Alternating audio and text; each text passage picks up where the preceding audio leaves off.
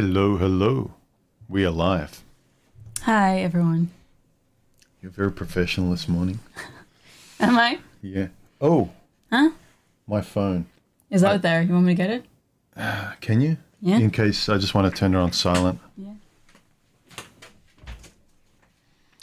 Yeah. Today, we're going to be talking about why do people stay in bad relationships for so long. It's popped up not just here, but on my own channel and in a lot of discussions where afterwards, a lot of people have the clarity of looking back and going, yeah, I should have got out long ago. That's always the cliche. So today we're going to talk about that. And I think everyone agrees with that. Like we stay too long, not just in like jobs, anywhere. Mm-hmm. But, you especially, you don't understand why so many people stay in a relationship when it's going bad and they just keep staying and trying and staying and trying. Yeah. Hi to the regulars. If you're here during the stream, if you're live on YouTube and you would like to ask a question, please add, if you would like us to read it, answer it or share it on the stream live, add 3 yellow emojis like this, like smiley faces just before it, because then we're able to see it here amongst all the text and comments and everything. Just so it makes it easier for us to notice a comment. Because your favorite comment whenever I say, oh, this is what happens to people, and you say, well, that's your own stupid fault. Well, that's on you. That's on you. That's on you. That's your favorite comment. Yeah, obviously I know that it's not that simple. Like, things are very different when you're actually in it. Yeah, but still, a lot of it is on you, I guess. Do you want to read out some of the comments? I posted last night this, a question for today's stream, or actually 2 days ago. Why do people stay in bad relationships for so long? And let's read some of them. Peg actually had a lot of reasons, which were all pretty valid. She says they've yet to realize it takes two to make, grow, and sustain a good relationship. Yes and no. If it was a bad decision and very quickly you realize you're with the wrong person, there's no point realizing that it takes 2 and you have to keep trying with 2. If it's the wrong person, even though you know it takes 2 people to have a good relationship, you don't need to stay. Fear of being alone, yes. Yeah, but she's saying it takes 2 to make and grow a good relationship, not to realize that you're not. That's true. Okay. Yeah. Semantic Nazi. Look, it's just what it says. Yes, I word know. for word. You're correct. You're correct. Fear of being alone or not being able to make it alone. I think that's a big one for a lot of people. A lot of people don't like to admit it because it's embarrassing. And they'll say, it's not that, it's this. But it is, because I knew 1 or 2 friends, even males, that didn't like being alone. They were honest enough to say. Sorry. Rocket scientist. You're all stupid. What? Oh, that's funny. Where? Which one? The second to last.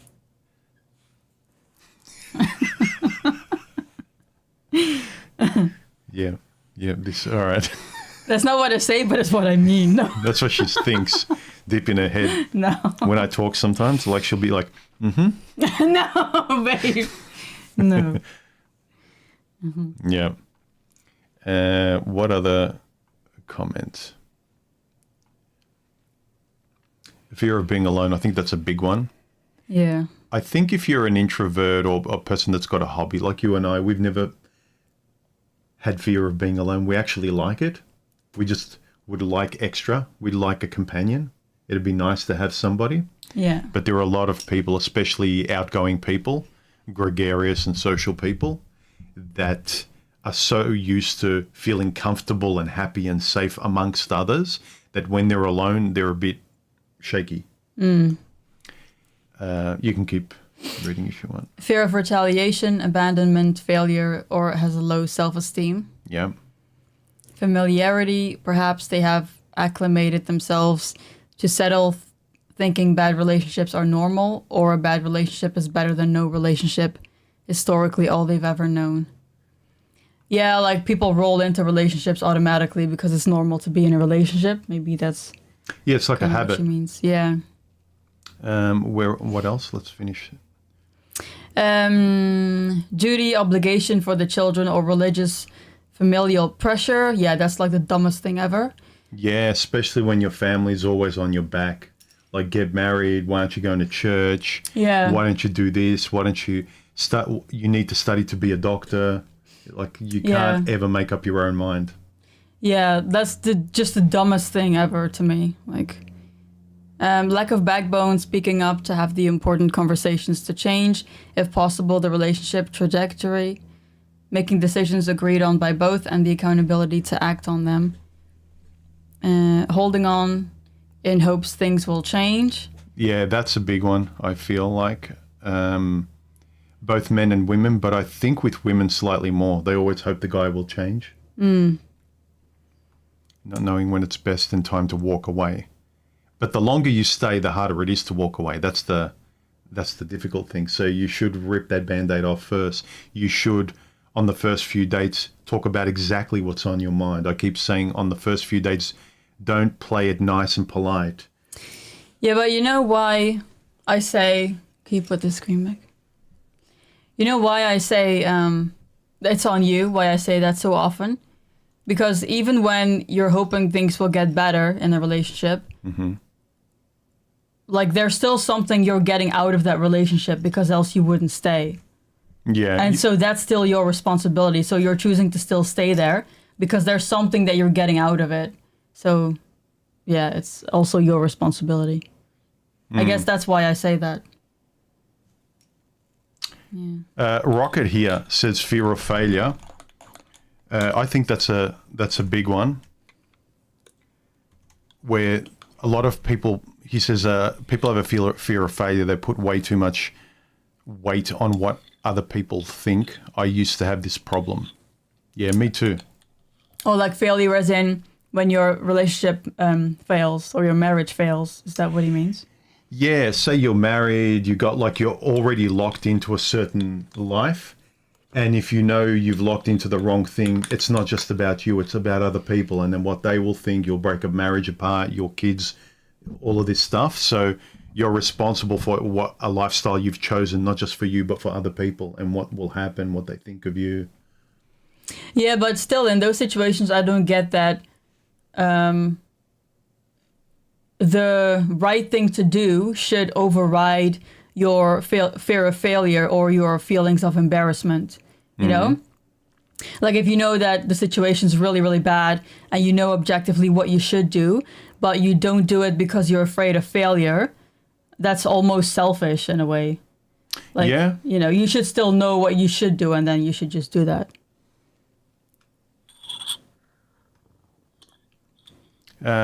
Yeah, I remember my inclination was always I love my family and I didn't want to disappoint them or get them annoyed or have them ashamed of me or anything like that. And I think that's why I always kept my relationships like private. I'll do what I want. I'm not getting married. I'm not doing what you guys think I should do and how I should do it. I always do my relationships my way. So no one ever has a say. I always have my hobbies are mine. I don't require validation from other people or telling me how to do things. But you know what else? You made a really good point that I want to Go ahead. respond to. What you just said, like people are afraid of failure sometimes because of what their family will say or what their friends will say.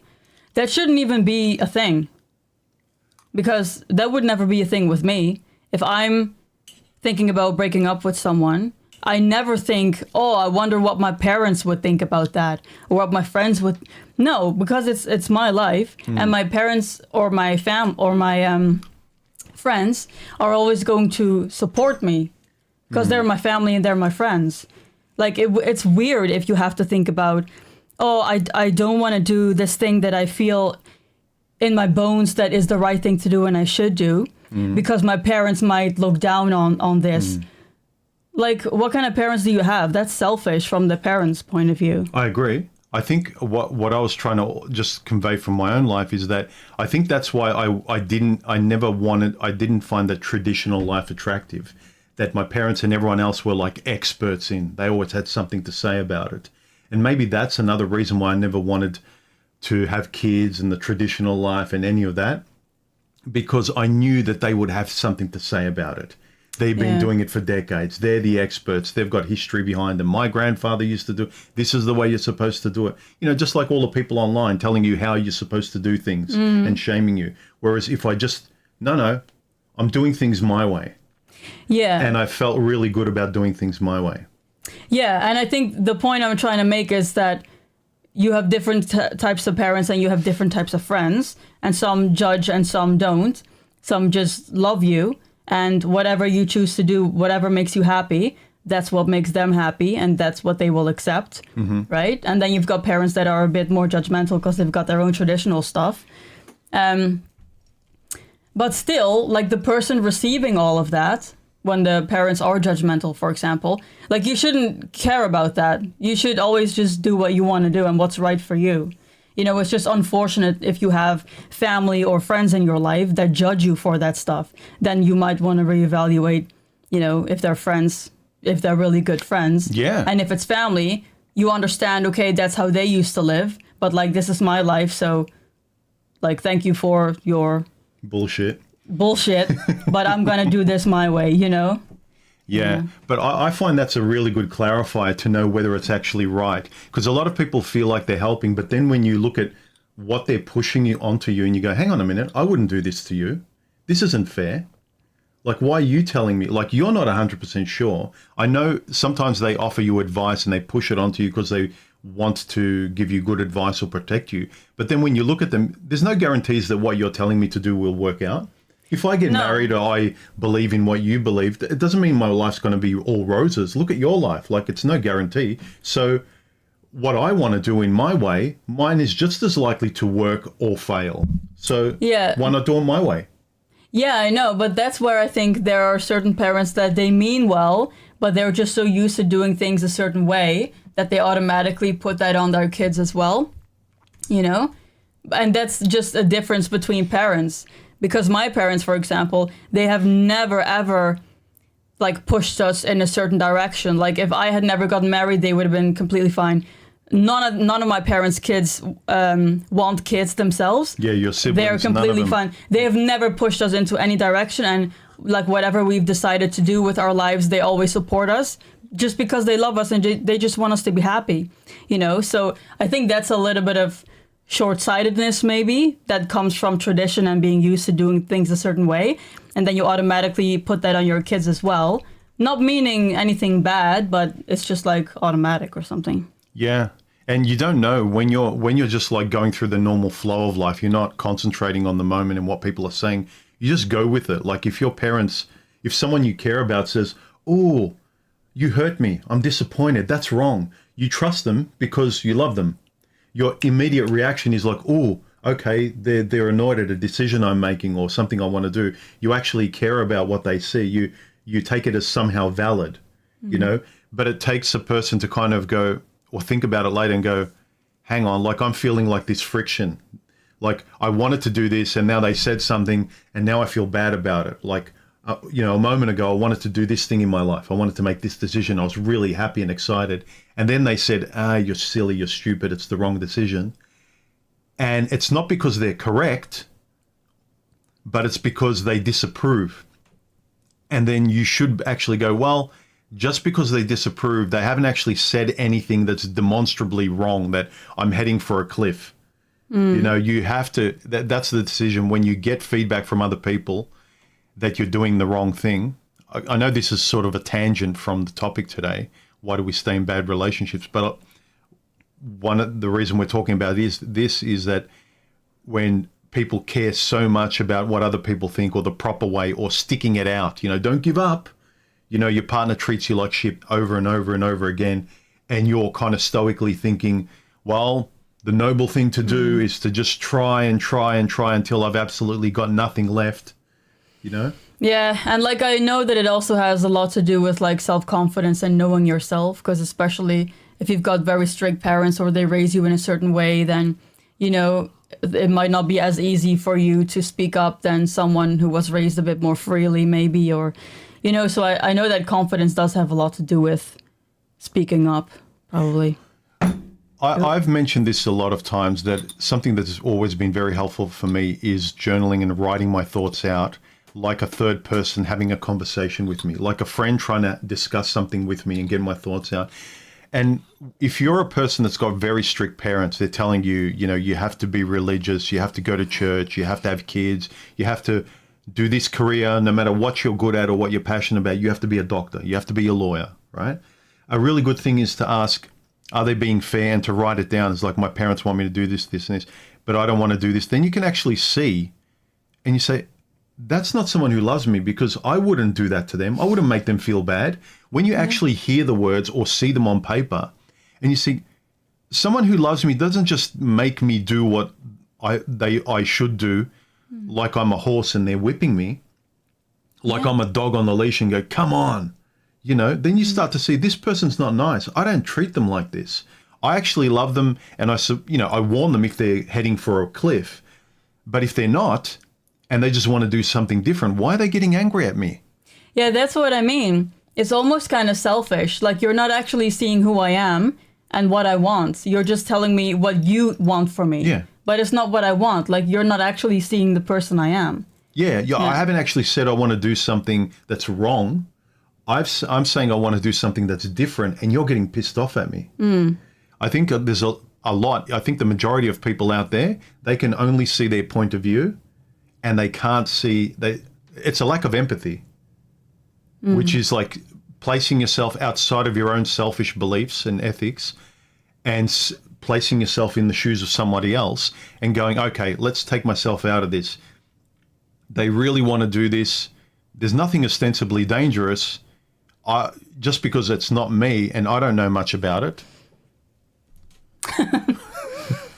These guys would have been great parents. You know what?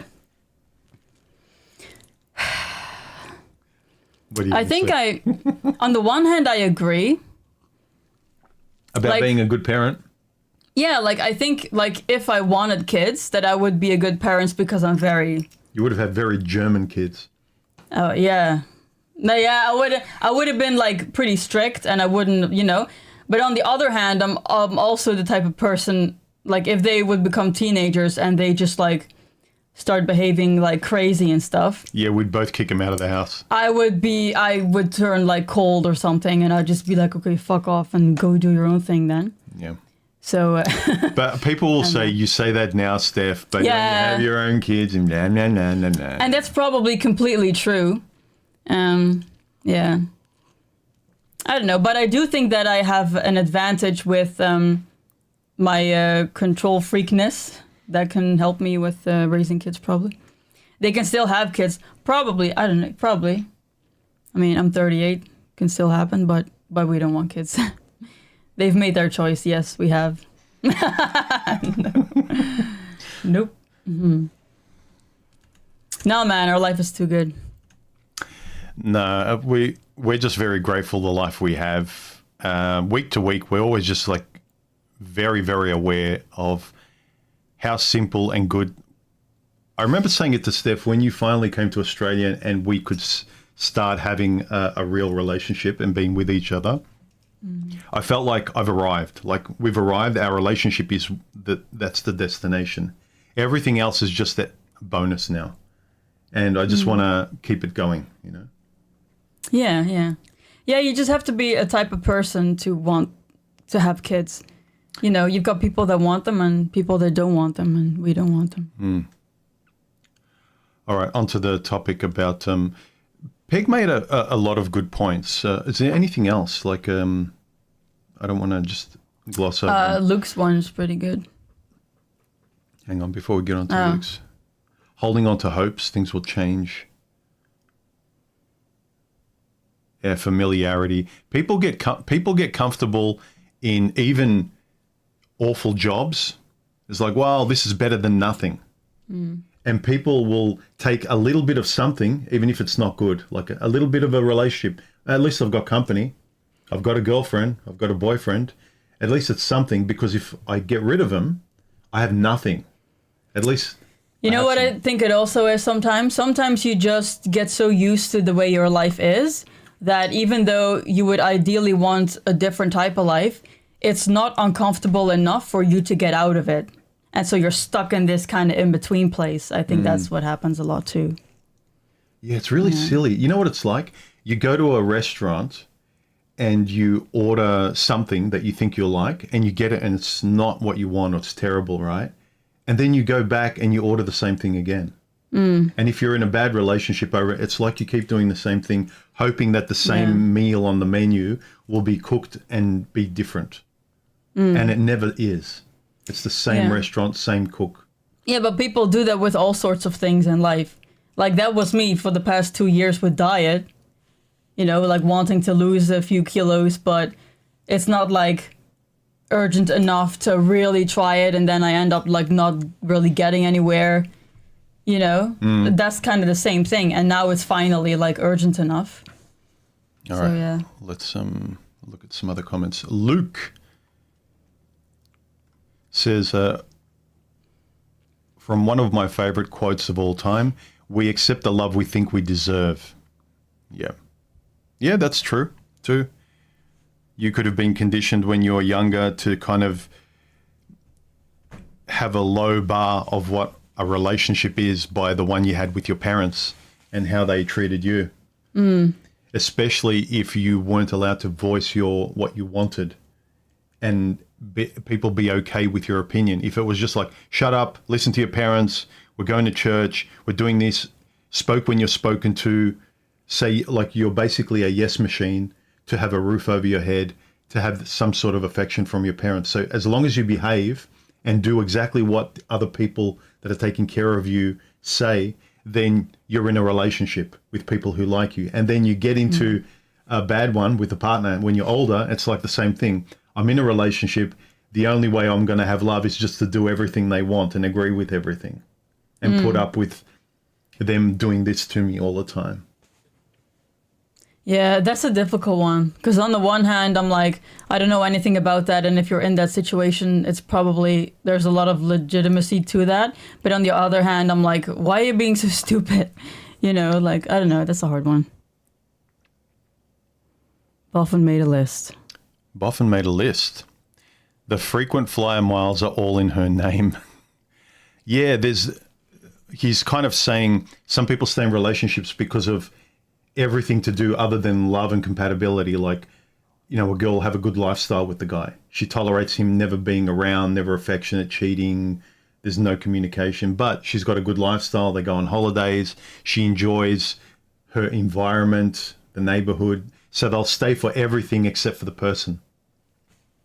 Because if you leave, then all of that goes away.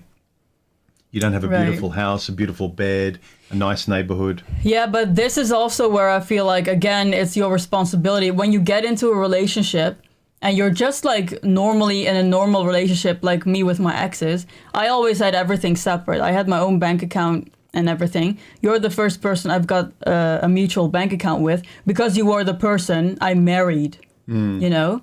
So that's also something to think about. Like if you just get into a normal relationship and you don't really know where it's going to go, like, you know, don't join in with everything, you know.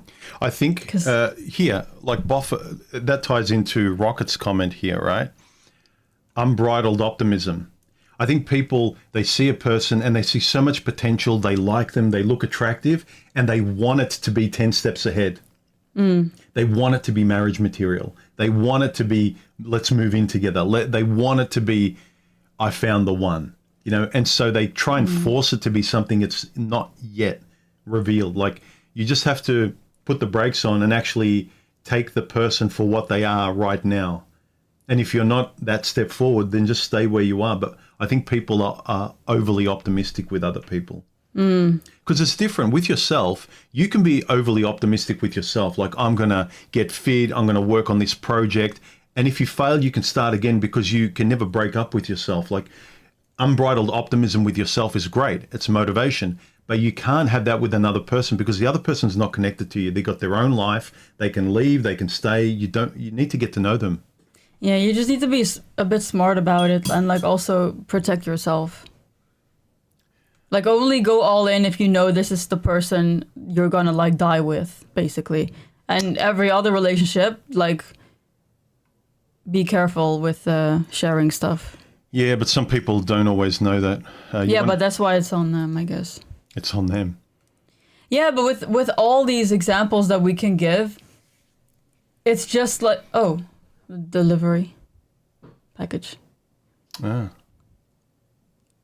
Cool. We'll get it later. Yeah? Yeah. It's probably some books. I know what it is. Yeah. Yeah. Ah, my wasabi peas. It is. I order wasabi peas from Amazon. They got awesome ones. Anyway, what were you going to say? I think I derailed you. Yeah, like with all these examples that we can give about people staying in relationships too long, at the end of the day, whatever the situation or the circumstances, like they're choosing to stay there, even if they have a good excuse or not. So it's like, I feel like it's always on the person, even if they have like good reasons for it, but it's just like the way that things have gone. Like, I don't know. It's better if you are able to think about it like we think about it now, and then moving forward, then you actually can make good decisions and stuff, you know. You also have to see, this is the thing. Once you've made a choice, you don't want to cut it off and then have the anxiety of making another choice. Like, did I get it right? Did it pay off? And sometimes you think, well, I'll just stay a little bit more, because there's a lot of stories of people say, well, I initially was going to bail on this or this job or this thing, or I started writing a book and it was going nowhere, but I kept going for some reason, and then it turned into the best thing ever, and now it's, look at me. You know, J.K. Rowling, she was poor and writing books. Everyone says, you're crazy, go get a job or something. And she kept going and she stuck at it, and look what happened. She became successful. And people do that with relationships. I'd stick at it. It could turn into like something wonderful. And then I can tell this story about sticking it out and never giving up, you know. But I agree. But yeah, people think that they're not sure. They're not 100% sure whether they should leave. But sometimes it's so obvious that you're being abused, you're unhappy, you need so much time away, you perform your relationship in front of your partner. Yeah, can we put the screen back? I hate that white screen. Well, there's a last comment. Read the last comment, will you, woman? Okay. Sunk cost fallacy is one reason. I've put so much into this thing, I can't leave now. That's dumb. Well, I get the mindset. If you're like, I've put so much into this thing, I owe it to myself and my kids, for example, to like really try to make this work.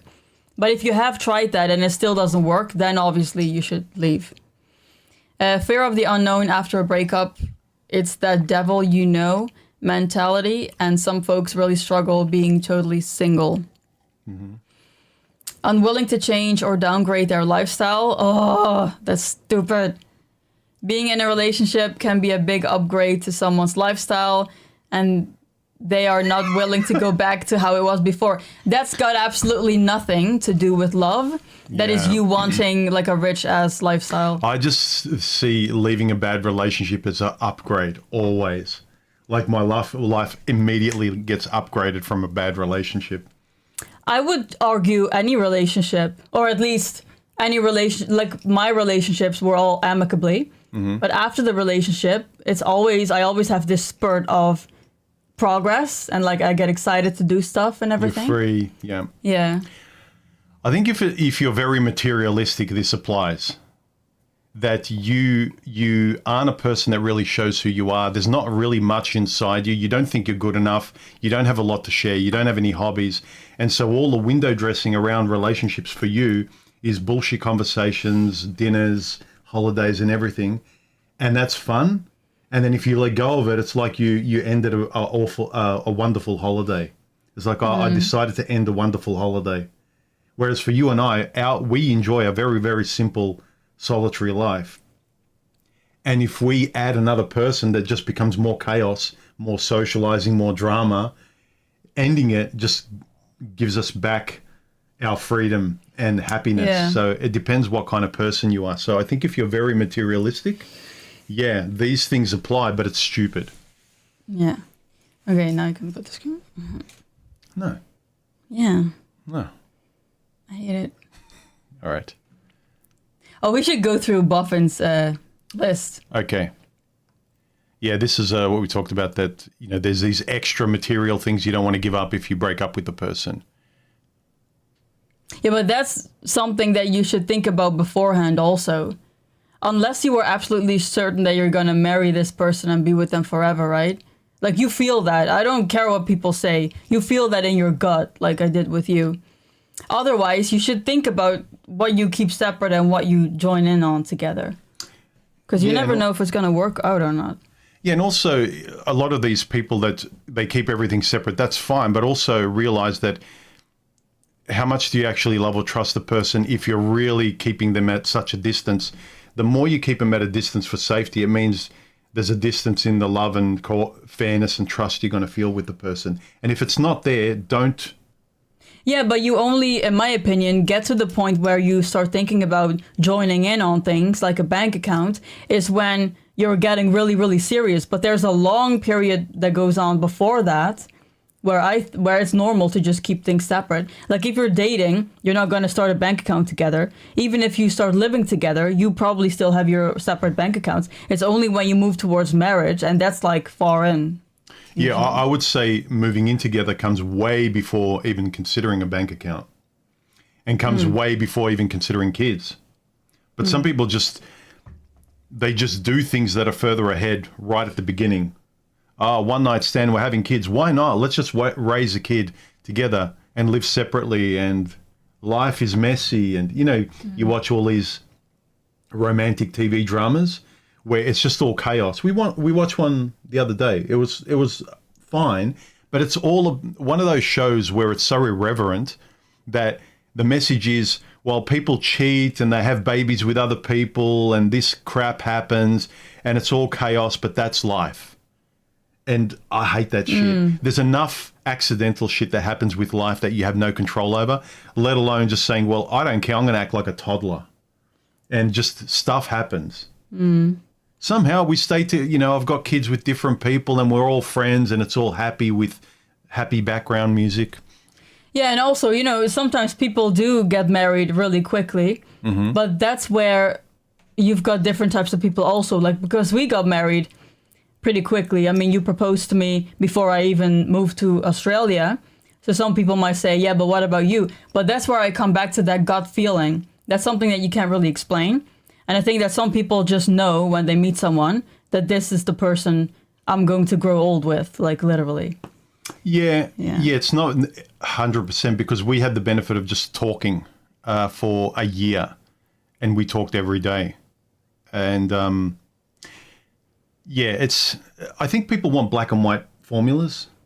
Like, how do I know this is right for me? How do I know this person's right for me? How do I know I should marry them? How do I know, like, do you want kids? Do you want to marry them? Do you really want to do it? Is there any reservation at all? Are you worried at all? I think you know that. Yeah, deep and inside. if you're worried at all, I think I would say, probably don't do it. If everything is saying I want to do it and I don't care about the consequences, or I know 100% this isn't going to happen, then you should probably. But again, if you're asking me about a relationship with someone, it's like you probably shouldn't. If you have to ask me, I'm not sure if I love her. I'm not sure if I should marry her. Then don't. Yeah. You shouldn't. It's like I'm not sure if I should write a book. Don't. But there's no risk there. But like you know what I mean? Like these things that are so personal, people are looking for formulas that will work for everyone. But personal relationships are all subjective. You can have discussions and pay attention to the possible pitfalls just to keep an eye on things that could go wrong, just to, keep an open mind and keep your eyes open. But for someone to tell you what you should be passionate about or what you should go towards in life and what direction you should go, I don't know that. I don't know why people. That kind of stuff always is like Chinese to me. Whenever you talk about other people's opinion and what other people think, that has nothing to do with the decisions I make and what I do in my life. That should always come from inside of you. Like if you want to ask your parents for their opinion about something, fine. But like, I don't get how people let so many others' opinion of what you should do, like, even affect them. Like, it's your life. What do you want to do? And then go do it. Like, it's simple to me. Anyway. All right. What is rotund? Rotund. Fat. Yes. That's a politically correct term for... Is rotund a word for fat? Yeah. Never heard of it. Come on, English teacher. Never heard of it. I should be fired. No. I no longer teach English, so... Yeah, but in Dutch, you guys would have just called it fat because it's fat. Rotund is like a technically more polite term to say the same thing, which is bullshit. I've never heard of that word. Well, yeah, no. So you're fat and need help tying your shoes. You'll miss the dog she brought into the marriage. Oh, you had that a little bit with one of your exes.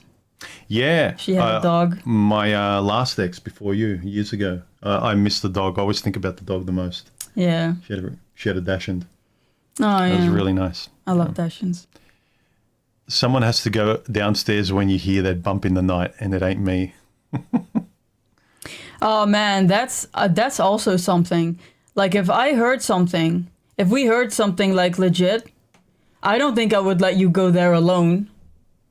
Because you know what I would do? You'd go behind me. If we heard someone, like, in the living room, yeah, I would not even tell you to go there. We would grab our phones and go out the window. Can we go out the bedroom window? I've got a baseball bat in the room. No, we would fucking go out the window. No way. Call the cops. Nah. Are you kidding? You'd go out the window. No. Yeah, but no, I would want to bash the shit out of All right, obviously, we are going to have a conversation after the stream.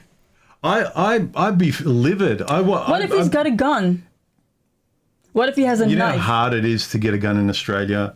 Like some dipshit gangbanger like comes into our house. I've got an image of what kind of idiot's going to come into the house. I'll have a baseball bat and I'll knock them out. I'll be so angry. There's no way I'm getting out the window of my house. I'll tear the house up and destroying them. Wow. We'll have a discussion, babe. I'm not leaving. You get out the window. You stay safe. If I hear a person in here, I am going to drag you out of the window with me. And we're going to run to the end of the street and call the cops and wait there. I'm going to push you out the window. Oh You're going to be God. safe. This is making me so anxious. No, but I'm just not just going to wait in the bedroom while you go out here and there's some psycho with like a chainsaw. I'm watching too many thrillers. Yeah, you are. Anyway. Oh, okay. Yeah, wasabi peas. Yeah. I tasted one and they're actually nice. I like them. Yeah, they're good. Yeah, she raised her eyebrow when I first got into them. She's like, ugh. It's because I love sushi, right?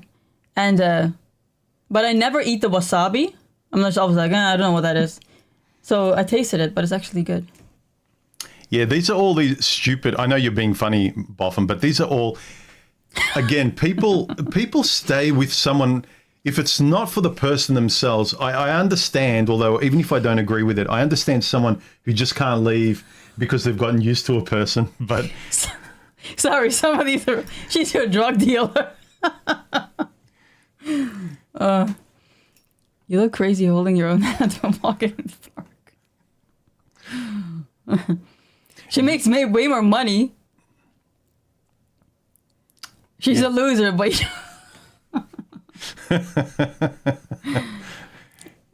Yeah, that really shows how little self-esteem some people have when they go, yeah, he gives me a black eye, he abuses me, or she does this and whatever, but it's better than being alone. It's like, so having a piece of shit is better than not having anything. You know, like that's how, not just how low you think you've actually something, no matter how crappy and dog shit something is, it's better than not having anything in your hand. To me, the freedom of having nothing is better than having dog shit. Yeah. But I don't get some people. I think they feel unsafe. Like, I don't have someone with me. I feel insecure. I can't be alone. I don't get that. I love being I need alone. someone to protect me. Big boned. Yeah. Build a panic room. Yeah, I'll push you in. No, you're coming in with me. What the fuck? Yeah, Guys, tell him. While we watched them on the monitor, ransacking our house, taking my computer, taking all your shit, smashing everything up. Yeah. Are you going to sit in the panic room watching that on the monitor? I'm just afraid because there's so many scary stories. Like, Yeah, I know. what if he has a knife, he stabs you, like, our life is over, you know, that kind of stuff. That scares me. If we're not home and that happens, what do you do? But if I'm there and I do nothing, like I won't help. My survival instinct, my anger will kick in so much. Not just that they came into my home, I'm going to have it multiplied more because you're there and I'm protecting you.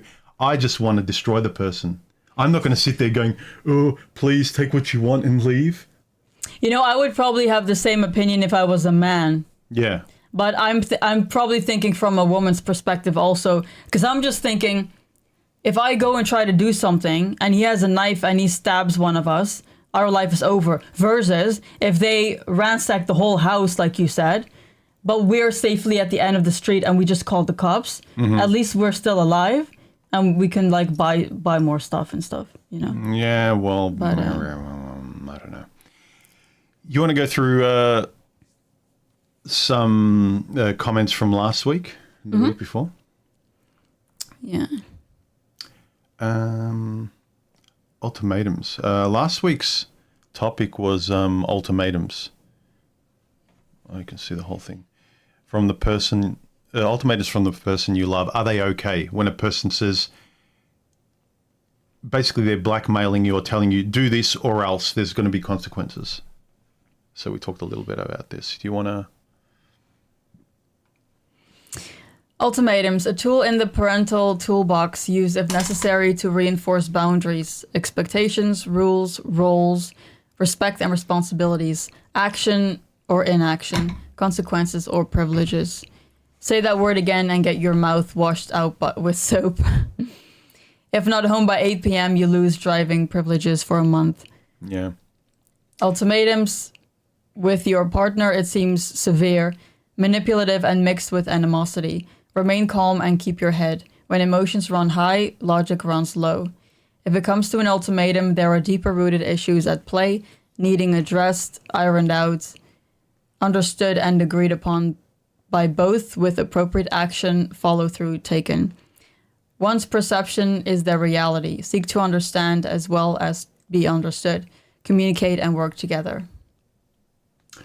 Yeah, I think if you have a relationship with your partner and it feels like one person's the parent putting down a child all the time, that's dysfunctional, and you should realize when that's happening.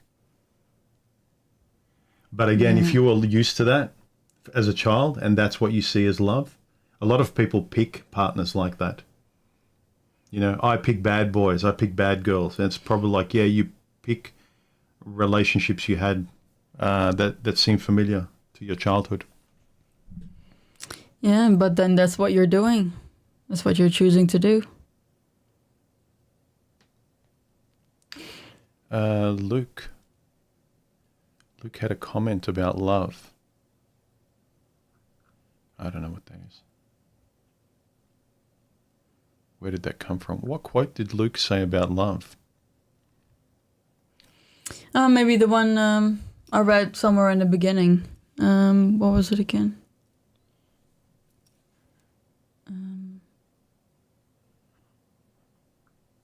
Like you get the kind of love, you accept the love you deserve. Ah, in the community tab, not here in the stream, but the one he left here. Yeah. Yeah, T-Dog said, only in extreme cases such as addiction, disrespect and breach of trust, etc. Yeah, when your partner sort of breaches trust and everything, I think you have a bit of a right to kind of correct it by saying, no, this isn't the morals and ethics. Look, you don't say it that way, but this isn't us. Like, don't do it again or else, or don't cheat or whatever it is. Like, you cross the line. And if it happens again, then don't be surprised if whatever. But it's not like you telling them what to do. The person's actually breached a level of trust between the two of you. So it's not so much blackmail, but it is. But you're telling them, you fucked up, don't do it again, or you lied, don't do it again. And hopefully only very few warnings would be offered. Otherwise, I'd view them as a pretty low control ploy, which shouldn't be tolerated. Yes, exactly. Rocket says, my ex used to give me an ultimatum. Oh, do you want me to leave? The look on her face was priceless. When I replied, yes, get out. That's funny. Yeah, that's also my reaction when I watch movies with a scene like that where they're trying to manipulate you and just like do the opposite of what they expect you to do. Yeah, gaslighting as a form of getting what you want. Like, don't do it directly. People get off on reverse psychology. Like, to get my girlfriend to do this, I say this, or I do to get my husband to do this, I do this. It's like you're never direct. You have to play these games to get the person to behave like the partner you want. It's really stupid. Why don't you just tell them? Look. Oh, thank you. I was just thinking about I knew. that. I could feel it. It's because sometimes I watch the stream back and I hate it when there's like this huge white thing because I can't see us. We're reading comments. I know. You got to think about the audience too. It's not just about you, you narcissist. Of course it is. No good. If this was an edited video, this would be a zoom in on your face like da da.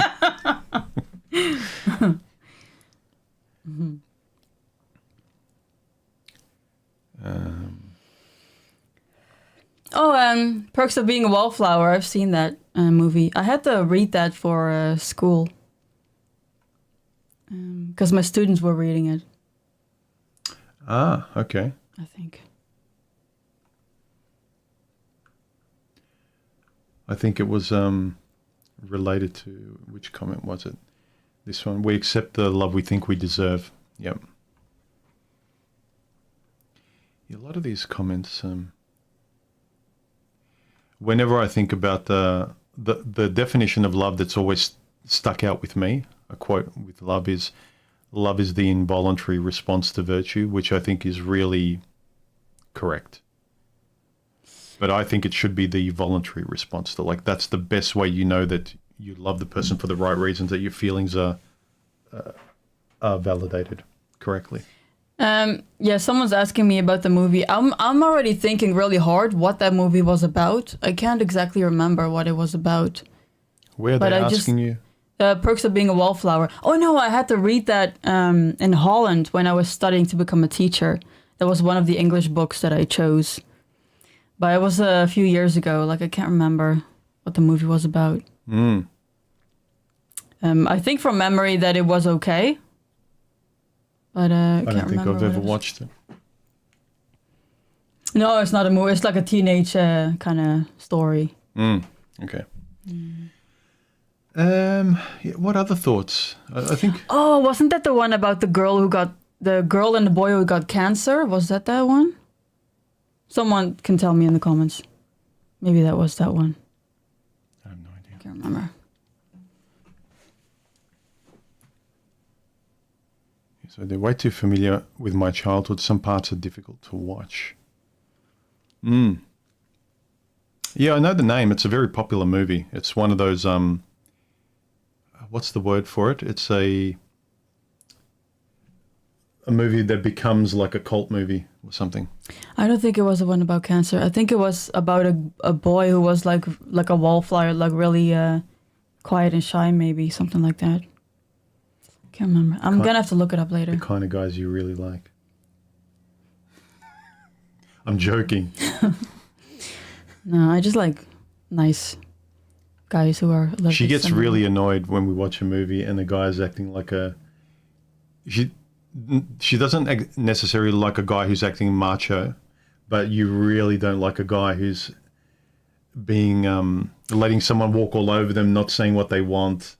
Sometimes I do like macho guys, but only when they're not trying to be macho and they're not arrogant. They actually are badass. Like Rip from Yellowstone. Awesome. He's awesome, right? But then you've got other movies where there are just like arrogant macho guys, and I'm not into that. I'm only into macho if you're actually legit, like badass. Then it's cool. And you're not trying to be, you just are, you know? Badass. Yeah. We need to find you a synonym for badass. Why? It's like the best word to describe what I mean. Just like Bobby is the exact word to describe the man I want. You want? You have the man. Or have. See? But that was an awesome, nice comment that I just made. Thank you, babe.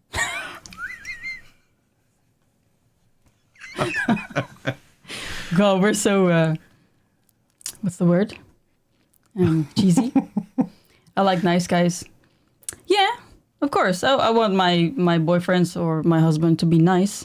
You want a guy who's nice, but also will grab a baseball bat and bash the shit out of people. Yeah, but that's such a situation that will probably never happen. That's just, well, of course, if someone breaks into your house. What would Rip do? Would he jump out the window with you? No. He would fucking, yeah, okay. He would fucking beat his ass, yeah. Yeah. But if Rip dies in the movie, that's fine. But, like, this is reality also. Yeah. I liked it and read the book after watching the movie. Yeah, I can't remember what the movie was about. Yeah, sometimes they're really good when you watch a movie and that really makes you want to read the book. Because a book is more effort, but you get a lot more out of the book. That kind of makes sense, actually. If a movie really, you liked it and you would love to rewatch it again for the first time, if it's a book, you can do that and you can get more out of it because there's more detail in a book. Oh, with me, it's usually the other way around.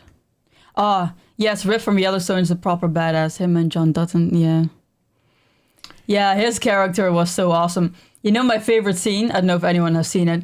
I know. Is when Rip's friends and like people he works with, they're like fighting with this biker gang in this field, right? And then Rips comes in his car, in his truck, and he sees all the bikes, the motorcycles from the other gang, and he just like races like into it, and he just crashes into all the bikes.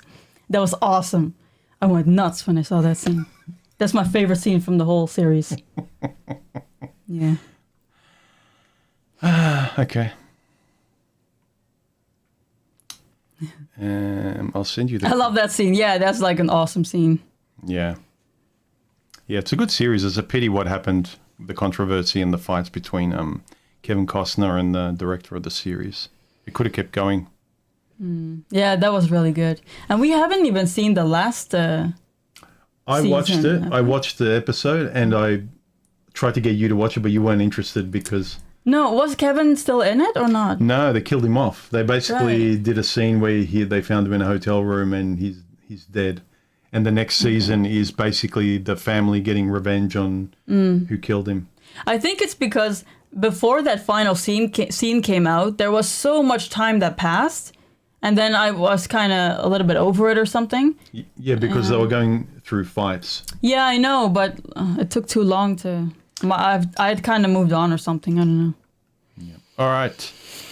Any final words about staying in a bad relationship? I know this is one thing that it was like always a bugging thing for me, that I tended to stay. But at the same time, the plus side is that I stayed and I tried everything and I emptied my tank while trying not to look like a fool, trying to talk more again and again and again until I reached the point where it's so obvious it's over. Because a lot of people say, well, if this happens, just bail. High five, bro. I don't take any shit. But then for me, it's like, well, I just left emotionally without considering and trying. I don't want to later be thinking, I left really quickly.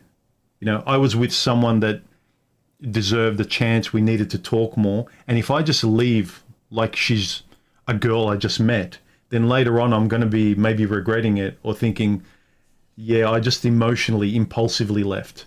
I want to leave knowing I did everything. So later on I sleep fine. I think that also depends on what they've done. Because sometimes when they do something, it is like good to leave right away. But yeah, I agree. You should only leave when you're like absolutely certain that you've tried to work on it together and it's really not working, and then leave. Yeah. What usually happened with me is that past the honeymoon, the distance grows. So nothing happens to make you go, oh no, red flag or breaking point. I'm not taking this anymore. It's kind of like you just float around and it's just fine. You've got a girlfriend and you go through the motions, but then you realize there's a distance created. You don't really talk. And then usually something happens where you need them, or it needs to be, you actually see you're not really a couple. Like they betray you, or they don't support you or something. And then I take a step back and go, yeah, this is bullshit. Like this person isn't even in a relationship with me. And then that's kind of the thing that breaks it. It's usually just like distance created, trying, but half trying. And both of you just realize you just don't have much in common. And there's something that happens where one of you needs the other person's support. Like a situation happens where it's obvious that you're not together, you're not supporting each other, that the other person doesn't love you, that you don't love them. And then it's like, okay, this is over. I think people should just reflect more and try to think objectively about where they are. And not just like waste time. Okay, now the other question. Do we wrap it up, or do you want to still linger? Already? Yeah, it's like nearly an hour. Well, it's only an hour. We've talked about roughly the reasons. Like from my point of view, I think everyone can agree. If we could go back in time, we would have left bad relationships earlier. But why do we stay as long as we can? You stay, you leave quicker, which is great. You kind of know yourself more. It is what it is, and you're very sure of the decision. Most people, including myself, I'm not very sure. Things need to become very clear for me to leave. Things become very clear for you sooner. Yeah, for me, but also for the other person in my experience. Like with my past relationships, I feel like in most cases we have kind of both agreed that it was time to end the relationship. So it was very amicably. Yeah. I get a feeling that you talked and you were very direct right from the beginning, the younger you were.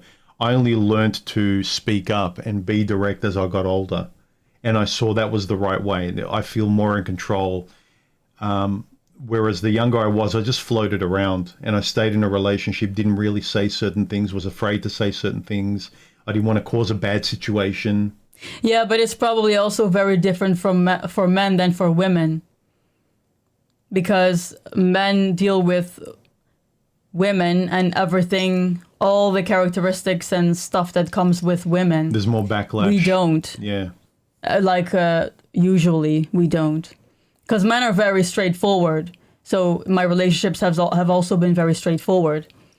Because some of the things that you've dealt with in your relationships, I would have never dealt with. But it's different because I'm a woman. Yeah. And I can go find another man like tomorrow or whatever. Yeah, but it's not so much, it wasn't that I didn't want to be alone. It's just that, yeah, men are wired to but try and... I feel like, men stay longer, men try more. There's more going on with men.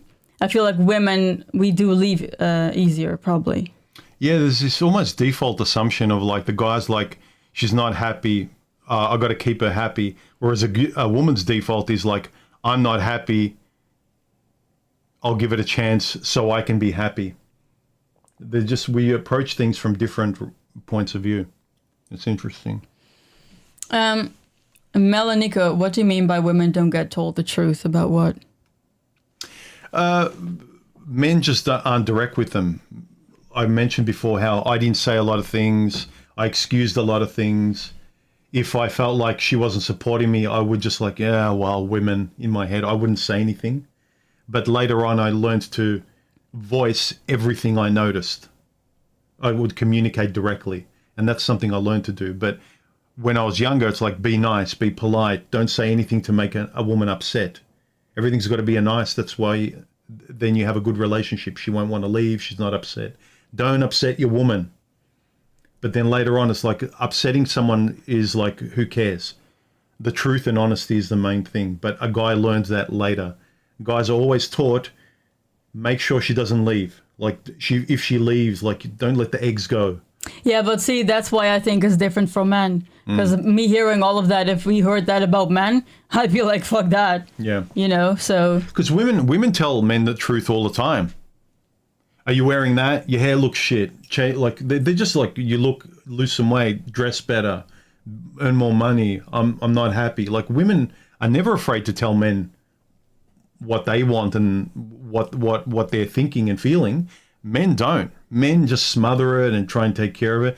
And this is the thing, that men treat their partners like their daughter.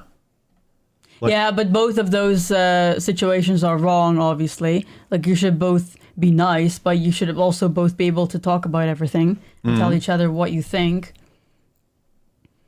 But, yeah, I don't know. I just feel it's really weird to me to hear, because if I were in a relationship with someone and that person, I would have to be careful with what I said, and they would like play games with me, and I would never know what they wanted or blah. I would not even continue on with that. That would be a very, very short relationship for me, because I don't need that stuff in my life. It's not enjoyable, is it? No, I know, but like men, and I think it's because what Mela said, they can't get another woman, basically, like women can. I think that has a lot to do with why men stay in it longer. Yeah.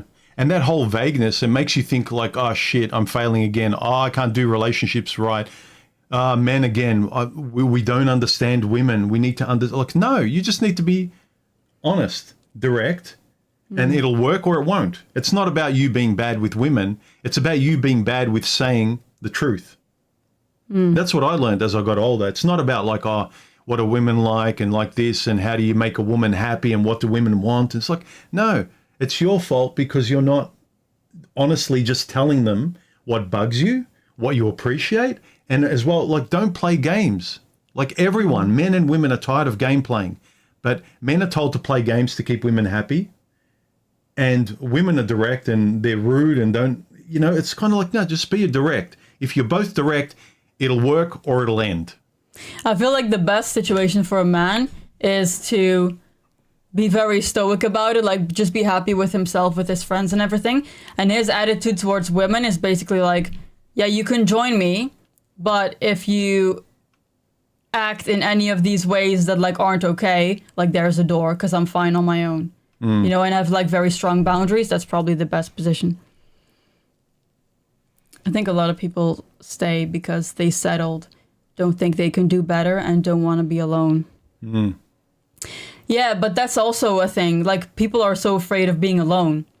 And that's where I think we have, or at least I think you as well, have a very great advantage where we are fine alone. Like, I love being alone. I've really enjoyed being in relationships, but I also have really enjoyed being alone. So either one is fine for me. And I think if you are very comfortable with being alone, then you just automatically put up with less shit when you're in a relationship, because you're like, hey, I'm fine being alone. You're going to add to my life, or there's a door. Well, you know? look at us. Like, you realize when you're in a bad relationship, it's kind of like, I'm happier alone because this doesn't feel like my life. Whereas with you, my life hasn't really changed. It's just been amplified, right? Like, my life is as nice, if not better, in a lot of ways because I've got a similar person. But when you're with someone else, like, what am I losing, actually, if I get rid of someone who's not compatible with me? I get my life back, you know? Yeah. Yeah. Men think they can't get in. Yeah. Yeah, that's what I referenced a little while ago. Yeah, even when they hear it, they ignore it. Yes. That's what I mean, but don't fear, I tell women the truth. Yeah. But I think if as a man, you're not afraid of being alone, that goes a long way probably for you. Because then you're just in a different position where you take less shit from people, you know? Bob, your hair looks shit. Come on, Bob. You know you haven't heard that in a long time.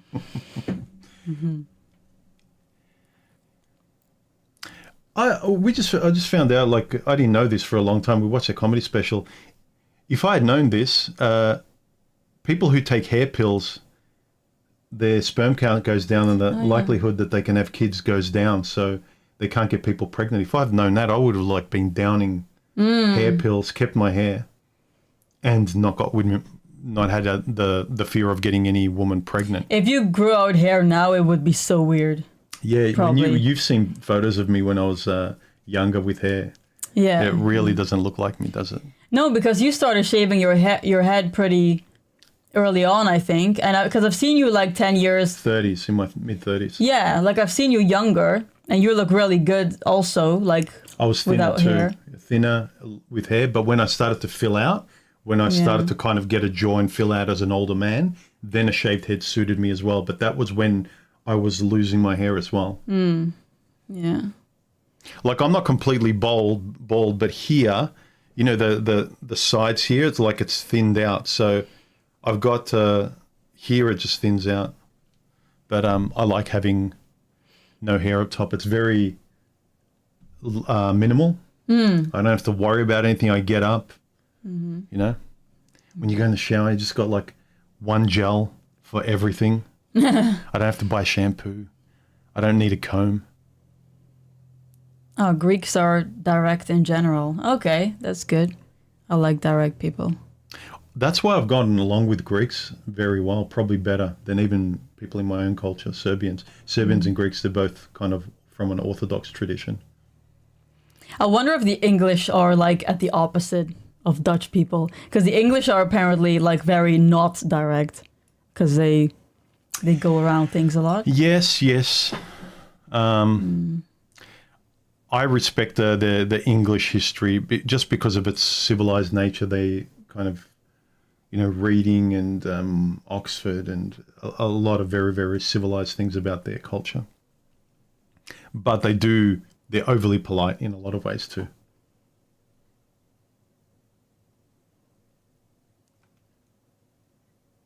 You know, these two would be great playing cards over a few drinks.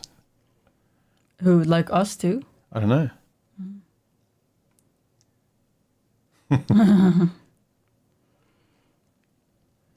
Yeah, you know what I always say? Besides, it's on you and that's stupid. That's dumb. Oh yeah, and that's dumb. It's an abbreviated form of the first thing, babe. Sometimes, because I write, right? And sometimes like I discuss like alien worlds with him and stuff. And I always say the whole reproductive system, right, should be different. In like this alien world where I would be in charge, I would just make everyone... Where you would be in charge. It's my idea, so like Aliens I would decide. be in charge. You wouldn't be in charge. They Yeah, would. but I'm in charge of the story, Okay. and the aliens are in charge of the world. Okay. Right? Yes. Like all people are what's the word? They're not able to have kids. They're not fertile, right? You have to be given permission. And if you want to have kids, you have to be a couple, right? And together you go to this like agency, like the alien government or whatever, and they decide whether or not you two are fit to have kids. That would solve like everything. You would only have good parents. The kids would be raised well. You wouldn't have any kids out of wedlock.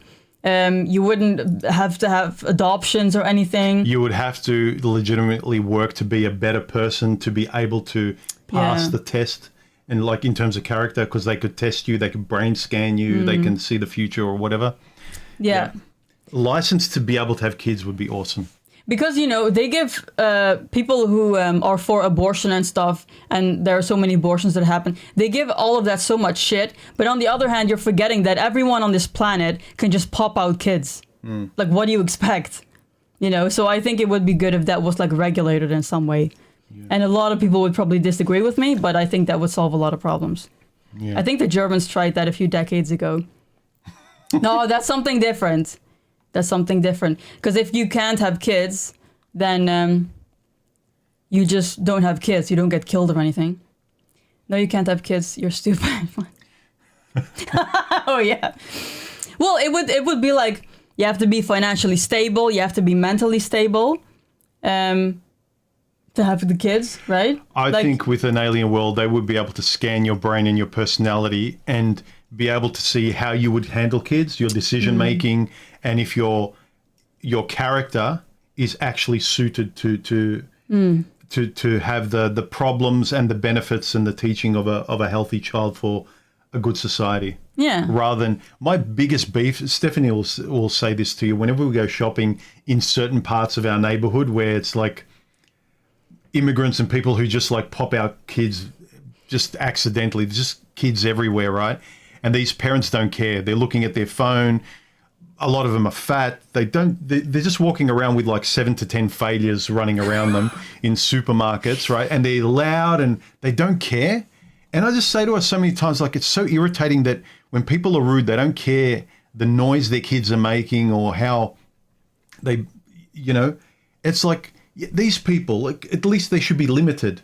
Whereas they're just like, all they do is eat and come in each other. That's all they do. And they're like, oh, look, I'm proud of you're proud of your kids, but it's not achievement. Like, some dumb idiot came in another dumb idiot. But that's really a good point because Mela actually, that has something to do with it. The funny thing is a lot of intelligent people are not having kids. Yeah. A guy I worked with said you should have a license to have kids. That's really true. Like a lot of the richer the people, the fewer kids they have, I think. There's been a lot of intellectuals talk about this. They say in history, when the society gets more dangerous, intelligent people stop having kids because they see the environment's very dangerous, so they're a bit more cautious. When the environment's good, then more intelligent people have more kids because they can take care of them. The environment's safe for their kids. But now, if you're smart, you're like, well, there's a lot of risks. The women are riskier. If I have kids with these women, it's riskier. The environment around it is riskier. It's too much money to raise kids. Like, just everything's too hard and too dangerous. So I won't even begin. Whereas with very primitive people who have no impulse control, who all they do is eat and have sex, and they don't have any responsibility because they just defer all their responsibility to some guy upstairs. And they go, well, it's not me. Oh, it's a miracle. Our God gave us children. No, you did. It also actually makes sense. And this might sound really mean, what I'm going to say, but like, I think it's kind of true. The type of people that have like loads of kids, right, are usually like more poorer people. Generally, and, yeah. Like automatically they just have kids. And I just wonder if that has something to do with the kind of life that they want. Like, all they want to do is like take care of the kids, and there's not really much else to them, it seems. But like wealthier people, for example, or people who don't have a lot of kids, they probably don't have the kids because they actually also want to do something with their life. Like, yes, but I think the majority of even intelligent people or more intelligent people, they still want kids, despite what you and I do or don't want. I think it's just that very uncivilized people tend to be poorer because of their lack of impulse control, and they just don't want anything other than the base needs of eating, fucking, sleeping. Yeah, but that's what I mean. It seems like that's all they want out of life is just to have a ton of kids, cook, eat, take care of the kids, and like there's nothing more to them. Their life is full. That's all they want. Anything else is a negative. It's taking away from their life, So that's just the way they are. That's the way they're built. And the government loves people like that because you can control them, because you can say, well, you need money, you better work to feed all your kids, or we're going to take your kids away, or like they've got a lot to lose because all they value is that simple life. You know what I'm just thinking? You know those movies where a woman wakes up, right, and all of a sudden she's like in this different family and she's got like 3 kids? If that was me, I would not like take care of the kids and get comfortable into that new role. Fuck no. I would like leave. We should have just relabeled this talk. This everyone seems to be enjoying us ranting about people with kids. Our channel's just going to be known for like this stuff. Anyway, an hour. Rapid fire. Oh, okay. Yeah, all right. Okay. Rapid fire. Where is it? Where's rapid fire? Oh, there it is. That was a really good idea. I think you came up with that idea. Rapid fire? I think so. I can't remember. Okay. Go down. We've had all those. Oh, here we are. Oh, okay. Who's the big picture planner? Ooh. I think I am, because I'm always planning. I love planning. Yeah. And so I'm always planning and planning ahead. So yeah, probably I am. You're a very, very goal-oriented person. Yeah. She's very systematic, very organized. She just loves planning.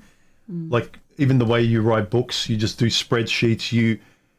She knows, like if she's going to write a book for the next 6 months, she knows every week how many pages and words get done and that she'll hit the deadline exactly on certain days.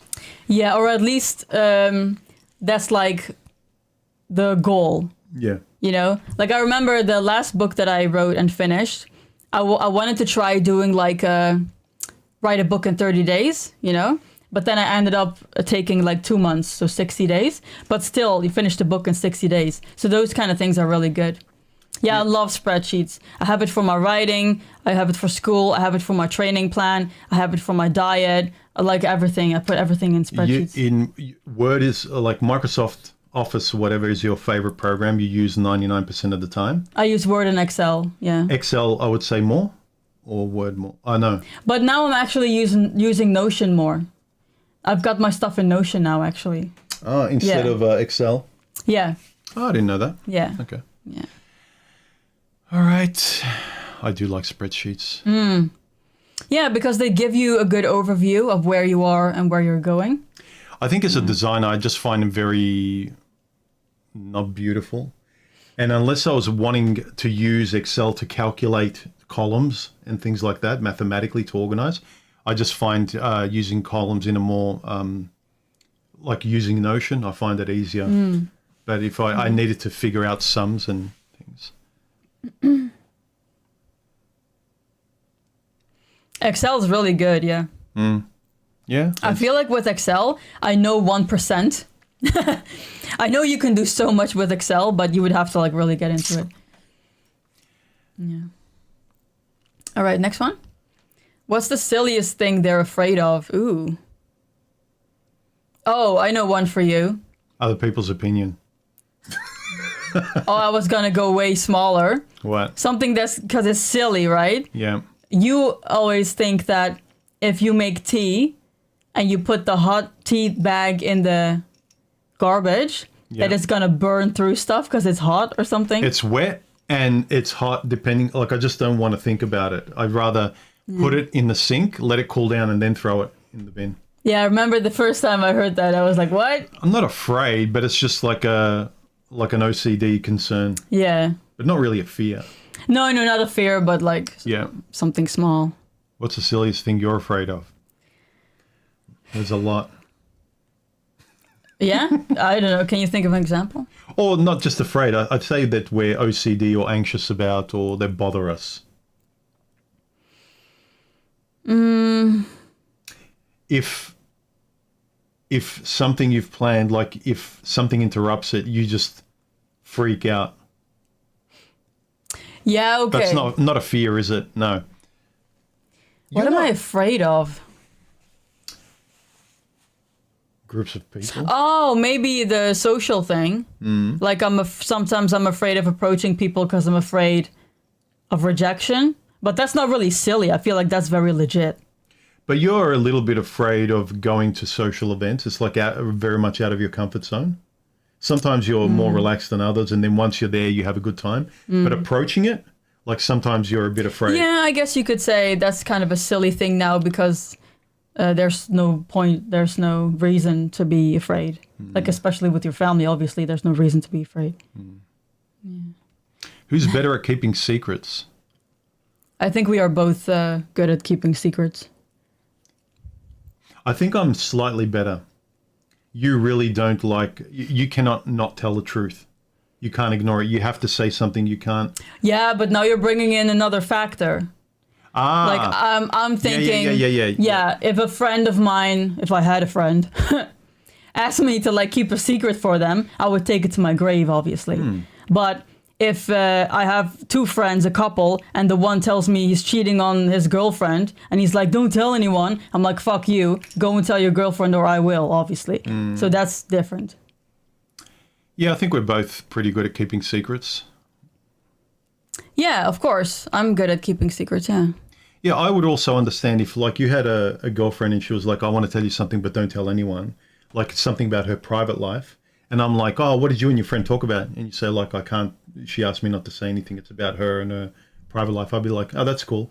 It wouldn't bother me that you're keeping. But if it's got to do with me and us and you, then, like, no, tell me.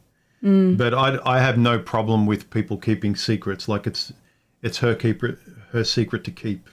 Yeah, I feel that's a little bit tricky because I would tell her that like I share everything with you and like you'll obviously everything will stay between us. Yeah. And who am I going to tell anyway? Yeah, because I don't really feel comfortable keeping a secret from you. Because now I always assume that if I tell someone who's married or in a couple, that I'm just assuming they're going to tell their partner, but don't tell anyone else, like around our friend circles. So yeah, you're right. oh my god, do you still remember what my dream car is? Kia Picanto. Yeah.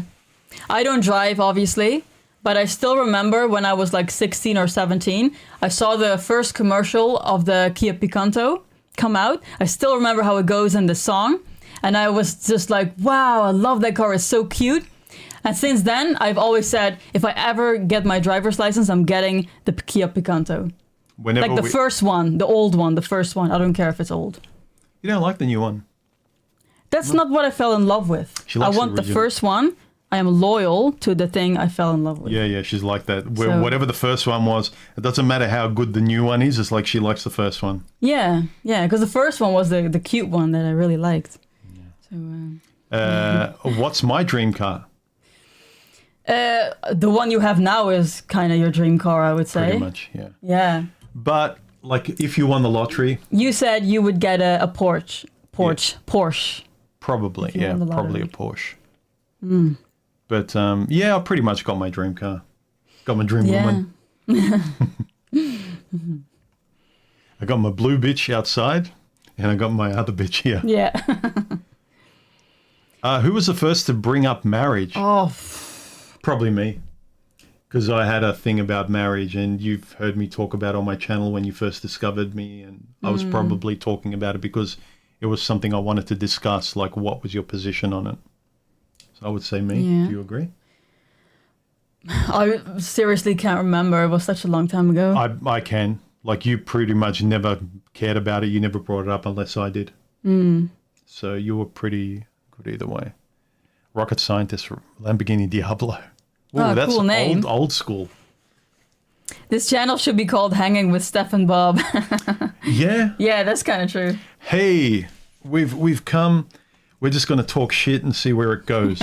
But then what are we going to name each stream? Like usually. But that's the funniest, the most fun part though. Because I know that we've talked about a topic today, but just like ranting and having a chat is the most fun. You know what I thought would be, because I like ranting too. People on my other channel take me the wrong way. Like, I do rant, but they think there's something wrong. Like, what's wrong? He's angry, whatever. But I just like ranting in a fun way. So now when I rant, you kind of get where my rants are coming from. Like, it's more playful. But when you're on your own, there's no one to bounce off. Yeah. And so it looks like you're pissed off, but I'm not. You know what would be fun? If we could have like a camera when we go out and we rant and stuff. But it's like, because the world is so woke and you can't say everything anymore, we can't do that. No, your channel would be banned. I feel like I'd like to do a channel where it's just, where you just can rant and have fun with it. And I'd call it Don't Get Me Started. Oh, that's good. Yeah. That would be really good. Let's do 5 more. All right, come on, go. You know you like it. Who's more likely to plan spontaneous trips? Yeah. More likely me. You do it sometimes, but I think I edge you out on that. I'm more spontaneous than you are. Definitely. Yeah. What's their signature dance move? Come on, babe. Mine are like crazy. I'm not going to do it. Yeah, hers look silly, but they're really endearing. When I'm like happy and like kind of hyper, then I make the weirdest dance moves, I guess. They're not pretty, but they're cute. They're cute. They're silly, yeah. What about you? What, do you have a dance move? I'm a good dancer, actually. I got moves. Who's who's the bigger coffee drinker? Well, I think you drink more than me because at work you drink a lot of coffee. yeah, but you have a lot during the day, but you have a lot of those sachet coffees. No, I have, usually I have 2 and sometimes I have 3. And then I do, yeah. Yeah. On my days off, I don't drink as many coffees. You probably like drink consistently more coffees. But from Monday to Wednesday, I more than make up for it. I drink a lot on work days. Oh my God, who can't resist the sale? That's you. Yeah. Yeah, but that's actually smart. Because he always, whenever we buy stuff that we buy like regularly, he waits until there's a sale, like with coffee, and then we buy a bunch. So that's actually smart. Yeah, like I'm not tight, but I don't like getting ripped off. For instance, the coffee she buys are like here in Australia, $7 or $8 for a pack, but they always go on sale. They're at least half price once a week, always once a week on a certain day. And I'm like, I'm not buying one for $7 when I can buy 2 or 3. And so I say, just wait. I'll keep an eye on it. And then when they're on sale, I tell her, buy 20. I don't mind spending the money, but I hate people taking advantage of me, and I hate being screwed over. Maybe it's a European thing. I don't know. Ooh, Peg. BMW Z4 Fastback M Series. Ooh, I know the M Series are good. Peg knows her cars. Yeah, there are probably a lot of really beautiful cars. Yeah, I'm not... I think one of the most beautiful looking cars is the Lamborghini Aventador, the current ones. They're just like a work of art to look at.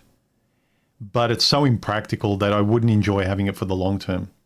I think if I won the lottery, I'd just buy or rent one for a few weeks just to give it back. Yeah. But it's not me. I would just get my Kia Picanto. Yeah. And I liked the orange one the most in the commercial. And that's not a color I would ever pick. It's very Dutch of you. To buy a car. Oh, yeah. But I would probably get the orange one because that's the one I fell in love with. All right. What's one word that makes them laugh? Magarats. Yeah. For me. Because that's donkey in Serbian. Because I'm learning Serbian. I like when she says the word donut. Oh, yeah. Donut. Yeah, it's very Dutch, like oh. Those O's, the vowels. Mm-hmm. Yeah. All right. I think we're done. Are we? No more. You want to do more? Don't look. We've only got this is all we got left. Yeah. You got to come up with some more. You know. They're fun.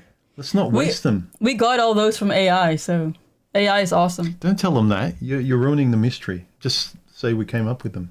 Or people ask them. Yeah, you can't lie. I don't wanna lie. Okay. All right. The word monkey in Serbian is the same in Greek. Is Magarats... No, that's donkey. Monkey. What's monkey in Serbian? Majmun. Maymun? Majmun. Majmun. Like in English, it would be like pronouncing M-A-Y-M-U-N. Majmun. Is that monkey? I don't know. I can type it in.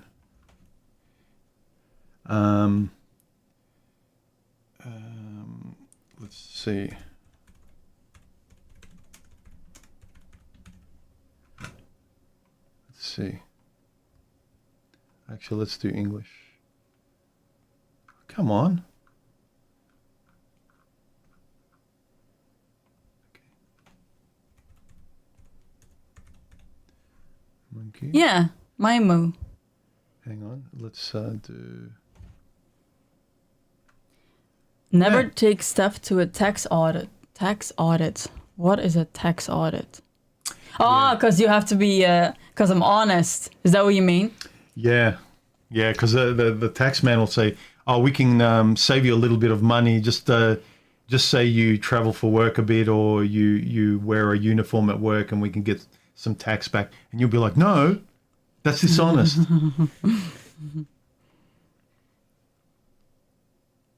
Yeah, I know. I know Boffin, yeah. All right. We're done. No. Come on. Okay. Enjoy the rest of the day. That's right. I have to obey my husband. Okay. Obey me and I love you. It's warm, huh? Yes. All right. For a laugh, you guys should type torch and envelope English to Greek and hear the Greek translation. Torch and envelope. Ah. Hang on.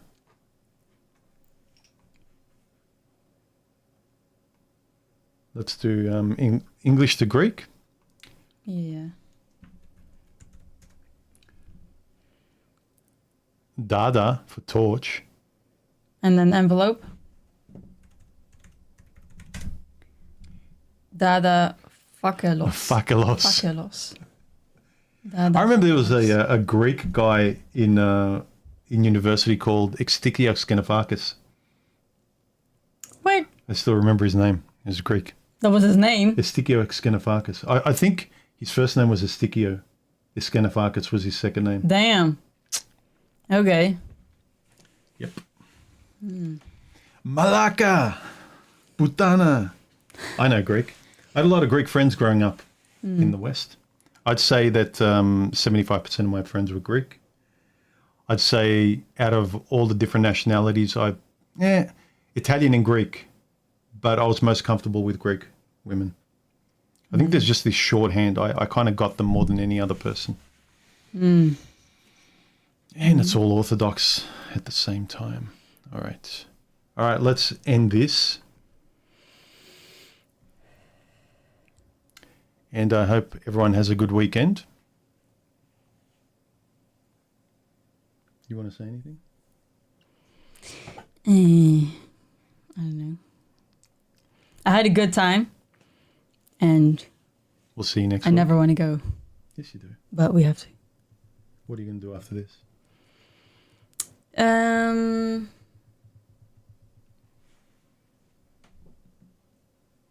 We're gonna stay in, right? Yeah. I want to do some work. Yeah. Then I'm probably gonna play with my Serbian. I downloaded Quizlet to practice Serbian, and it's really fun. And I got the pro version, so I'm gonna She's practice. getting really good in a very short amount of time. She said a few Serbian phrases and words at my family's get together last week, and everyone was really impressed. That was fun. Yeah.